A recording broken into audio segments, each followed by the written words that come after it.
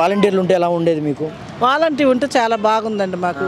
దేనికైనా ఏ సమస్యలకైనా సరే ఇంటికి వచ్చి ఇవ్వటం, అది మన ఇంట్లో మనిషిలాగా రావటం ఇవ్వటం జరుగుతుంది.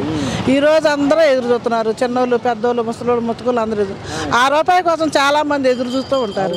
మరి అలా అది వెనకబడిపోయిందంటే దాని పరిస్థితి ఏంటి? కారణం ఏమని చెప్పారు, ఏమని తెలుస్తుందా మీకు? మాకైతే ఏం చెప్పలేదు, లెక్కలు ఉన్నాయి, తర్వాత 3వ తారీఖున ఇస్తామన్నారు.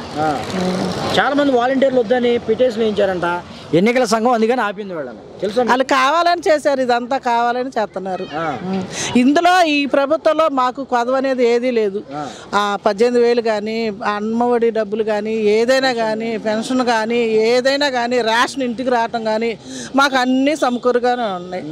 మాకు దేంట్లో తక్కువ చేస్తున్నటువంటి వాలంటీర్లని ఎందుకని ఇంత కుట్ర చేసి ఆపారంట? వాళ్ళ ప్రభుత్వం లేదు కదా వాలంటీర్ వాళ్ళు, మరి మన ప్రభుత్వంలో ఉంది కదా. మన ప్రభుత్వంలో ఇంటికి వచ్చి అన్ని మేలు చేస్తున్నాడు కదా, మరి ఆయన ఎక్కడ కలిసిపోతాడో మళ్ళీ వాళ్ళకి భయం వేసి వాలంటీర్ వాళ్ళని వద్దన్నారు. వాలంటీర్లు కావాలా వద్దా మీకు? కావాలనే కదా అడిగేది మేము. వాళ్ళు ఇంటికి వచ్చి మన సమస్యలు చూసుకొని, మనకి ఏది కావాలో చూసుకొని, మా సమస్యలన్నీ వాళ్ళు అడిగి తెలుసుకొని మాకు ఏది అవసరం చేస్తున్నారు వాలంటీర్ వాళ్ళు. మేము అంతకుముందు వాలంటీర్ లేనప్పుడు సచివాలయంకి వెళ్ళి మాకు ఇది కావాలా అది కావాలంటే ఇది రేపిస్తా మాపిస్తా అనేవాళ్ళు. పింఛన్ల లైన్లో నుంచొని ఒక పొద్దున్న సాయంత్రం వరకు తినక పస్తులు పడుకొని వచ్చిన రోజులు ఉన్నాయి, అందని రోజులు ఉన్నాయి. ఈ రోజు ఏది కొదువు లేకుండా ఇంటికి వచ్చి ఇస్తున్నారు. మరి ఇప్పుడు వాలంటీర్ వాళ్ళు ఎందుకు వద్దంటాం మేము? వాలంటీర్లు కావాలంటే ఏ ప్రభుత్వం కావాలి? ఈ ప్రభుత్వం మరి దీంట్లో మాకు ప్రాబ్లం ఏం లేదు, మరి మేము మళ్ళీ ఇదే కావాలని కోరుకుంటున్నాం.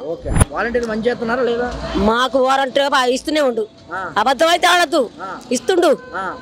ఇప్పుడు ఈ ప్రభుత్వంలో మీకు ఇంటికి వస్తున్నాయి, డబ్బులు వస్తున్నాయి. ఈ ప్రభుత్వం కావాలా వేరే ప్రభుత్వం కావాలా? ఇదే కావాలండి మనకు, ఈ ప్రభుత్వమే. ఇప్పుడు మరి ఆగిపోయినాయి, వాలంటీర్లు వద్దంటున్నారు, ఇవన్నీ మరి మీకు కనిపించట్లేదా? మాకు ఆయన అయితేనే మా ఇంటికి వచ్చి ఏమండి లేస్తున్నారా అని ఇస్తాడు.